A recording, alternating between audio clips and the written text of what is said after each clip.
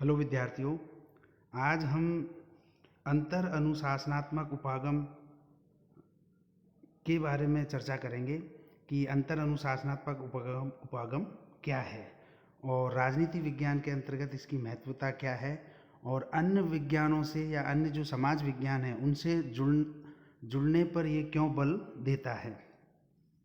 तो अंतर अनुशासनात्मक उपागम यदि हम इसका संधि विच्छेद करें या अलग अलग इसके शब्दों को निकाल कर इसका अर्थ समझें तो जो अंतर अर्थात आंतरिक संबंध, अनुशासन विषय या विधा, कोई भी विषय होता है उसको अनुशासन कहते हैं। आत्मक यानी लक्षण और जो उपागम है यानी अध्ययन का दृष्टिकोण या देखने का नज़रिया। तो राजनीति विज्ञान के अंतर्गत ये दृष्टिकोण अध्ययन का एक ऐसा दृष्टिकोण है जो विभिन्न विषयों में आंतरिक संबंधों के लक्षणों पर बल देता है। अर्थात राजनीतिक विज्ञान का अन्य सामाजिक विज्ञानों के साथ घनिष्ठ संबंधों के लक्षण पर यह बल देता है। यदि और इसका जो शुद्ध और प्रचलित अर्थ में हम देखें तो जो अंतर विषयिक उपागम है वो आधुनिक राजनीति विज्ञान की एक नवीन अवधारणा है जिसकी उत्पत्ति एवं विकास का श्रेय स्पष्टतः व्यवहारवाद को दिया जाता है। जो व्यवहारवाद है, जैसा हमने जब व्यवहारवाद पर चर्चा की जब बताया भी था कि ये मनुष्य के राजनीतिक व्यवहार के अध्ययन पर बल देता है और ये मानता है कि मनुष्य एक आयामी प्राणी नहीं होकर बहुआयामी प्राणी है और वो अपने आयामों के माध्यम से उसकी जो आवश्यकताएं हैं उनकी पूर्ति करने के लिए वो भिन्न भिन्न क्षेत्रों से जाकर जुड़ता है जहाँ से वो अपनी आवश्यकताएं और उनकी पूर्ति करता है। तो जैसे मनुष्य बहुआयामी होने के साथ साथ एक सामाजिक प्राणी भी है और सामाजिक प्राणी होने के नाते उसका समाज के अंतर्गत जो जितने भी आयाम हैं, संगठन हैं, संस्था है, उन सभी से उसका वास्ता पड़ता है।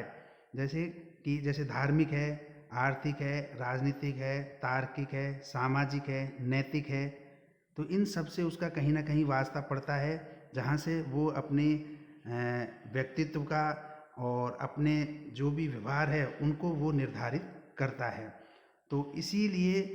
जब हम मनुष्य को बहुआयामी मानते हैं तो राजनीति विज्ञान के अंतर्गत केवल राजनीति विज्ञान के संदर्भ में रखकर उसका संपूर्ण अध्ययन नहीं किया जा सकता। उसी दृष्टि से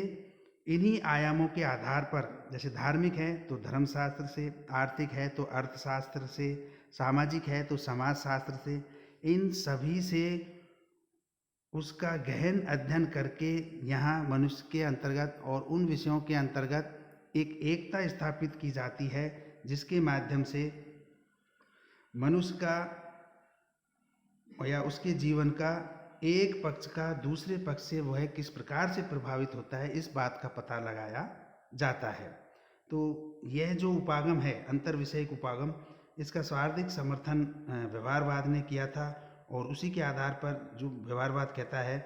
कि जो राजनीतिक विज्ञान के अध्ययन की मूल इकाई है वो स्वयं क्या है, व्यक्ति है। अतः व्यक्ति के संपूर्ण राजनीतिक व्यवहार को समझने के लिए उसकी सामाजिक पृष्ठभूमि अर्थात उसके जो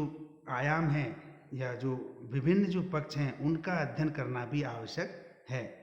अतः इस सूक्ष्म एवं यथार्थ अध्ययन का पता हम किसी एक विषय से नहीं लगा सकते। इसका अध्ययन करने के लिए हमें भी बहुआयामी होना होगा और बहुविषयी होना होगा और उसी दृष्टि से राजनीतिक विज्ञान का अन्य सामाजिक विज्ञानों से अंतर संबंध स्थापित करना होगा। तो इस प्रकार से जो अंतर विषयिक जो उपागम है उसके अंतर्गत व्यवहारवादियों ने या आधुनिक राजनीतिक विज्ञान या आधुनिक परंपरागत जो दृष्टिकोण के जो चिंतक हैं उन्होंने राजनीति विज्ञान को अनावश्यक जो आचार शास्त्र, धर्मशास्त्र आदि के अनुचित प्रभाव से मुक्त किया है और जो राजनीति विज्ञान है और अन्य सामाजिक विज्ञानों की जो घनिष्ठता है और एकता को सैद्धांतिक और व्यवहारिक रूप में भी प्रमाणित किया है। तो एक प्रकार से जो मनुष्य जिसको बहुआयामी माना गया है उसके अंतर्गत वो किस प्रकार से अपनी अन्य आवश्यकताओं की पूर्ति करता है, उसका जो देखने का जो नज़रिया है उनकी या अपनी उसकी जो समझ है या उसका जो राजनीतिक व्यवहार है वो उसको किस प्रकार से स्पष्ट रूप में वो निर्धारित करता है, इन सब बातों की जानने के लिए जो आधुनिक राजनीति शास्त्री है उन्होंने माना कि हमें राजनीति विज्ञान को अन्य सामाजिक विज्ञानों से जोड़ना पड़ेगा। और इसी आधार पे उन्होंने इस बात पर बल दिया कि अन्य राजनीति विज्ञान का अन्य विषयों से संबंध स्थापित कर और एकता स्थापित करके सही राजनीतिक व्यवहार का निर्धारण किया जा सकता है। तो इसी दृष्टि से उन्होंने इस बात पर बल दिया कि राजनीति विज्ञान को यदि हम समाजशास्त्र से जोड़ें तो मानव के समाज, उसके रीति रिवाज और परंपराओं के बारे में जाना जा सकता है, क्योंकि यही जो रीति रिवाज और जो परंपराएं हैं वो कानूनों का आधार होती हैं और फिर वही कानून राजनीति शास्त्र या व्यवस्थाओं के माध्यम से बनाए और संचालित किए जाते हैं। जैसे नीति शास्त्र है, उससे मनुष्य की नैतिकता, आचरण, व्यवहार, औचित्य या अनौचित्य यानी सही गलत, आदर्श और जो मूल्य हैं उन सब की जानकारी हमें नीति शास्त्र के अंतर्गत मिलती है। और जब नीति शास्त्र को राजनीति विज्ञान के अंतर्गत जोड़ते हैं तो औचित्य व अनुचित्य का पता लगाया जा सकता है। और राजनीति विज्ञान के अंतर्गत यदि हम इतिहास को उससे अंतर संबंध स्थापित करें तो इतिहास के अंतर्गत हम भूतकालीन घटनाओं, सभ्यताओं और जो संस्कृति है उसके बारे में जान सकते हैं। जैसा फ्रीमैन ने कहा भी है कि जो इतिहास है वह भूतकालीन राजनीति है और जो राजनीति है वो वर्तमानकालीन इतिहास है, क्योंकि जो इतिहास है राजनीति विज्ञान को अध्ययन के लिए एक आवश्यक सामग्री उपलब्ध कराता है। जैसा कि आप जब सेकेंड ईयर में जाओगे तो सेकेंड ईयर में आपको स्वतंत्रता संग्राम, राजनीतिक व्यवस्था जो पेपर है उसके अंतर्गत देखने को मिलेगा। तो उस समय जो राजनीतिक जो घटनाक्रम था वो स्वतंत्रता आंदोलन के नाम से चला था। तो वो स्वतंत्रता आंदोलन उस समय की राजनीतिक घटना थी। जब आज के संदर्भ में हम उसका अध्ययन करते हैं तो वो इतिहास के रूप में हम उसका अध्ययन करते हैं। तो इस दृष्टि से जो इतिहास है वो राजनीति विज्ञान को अध्ययन के लिए आवश्यक सामग्री उपलब्ध कराता है। तो इसी दृष्टि से जैसे राजनीति विज्ञान के अंतर्गत जो राजनीतिक संस्थाएं हैं, व्यवस्थाएं हैं, प्रक्रियाएं हैं, संरचनाएं हैं, उन सब का अध्ययन किया जाता है और उनका आपस में अंतर संबंध स्थापित करके एक निश्चित सिद्धांत तैयार किया जाता है। मनोविज्ञान है तो मानव के जो मनोवेग हैं, सहज प्रवृत्तियां हैं, भावनाएं हैं, वो सब अध्ययन करने से हमें पता चलता है जब हम राजनीति विज्ञान को मनोविज्ञान से संबंध स्थापित करते हैं। तो कुल मिलाकर जो मनुष्य है वो एक सामाजिक प्राणी है और उसके सामाजिक जीवन के क्या हैं विभिन्न पक्ष, जैसे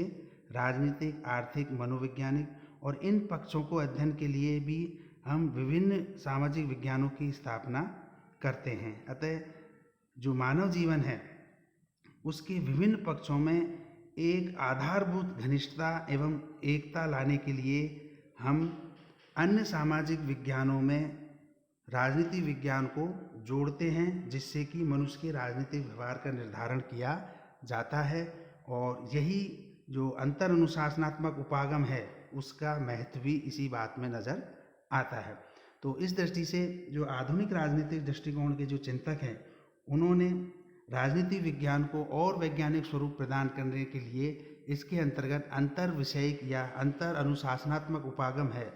उसको वो लेकर के आए, जिससे कि मनुष्य के जो राजनीतिक व्यवहार है उसको और समझने में या उसका निर्धारण करने में और सुगमता हो सके और जिसके आधार पे जो निश्चित जो सिद्धांत है उनका निर्माण किया जा सके। तो आज के लिए इतना ही। ये आपका अंतर अनुशासनात्मक उपागम है जिसके आधार पे हम राजनीति विज्ञान को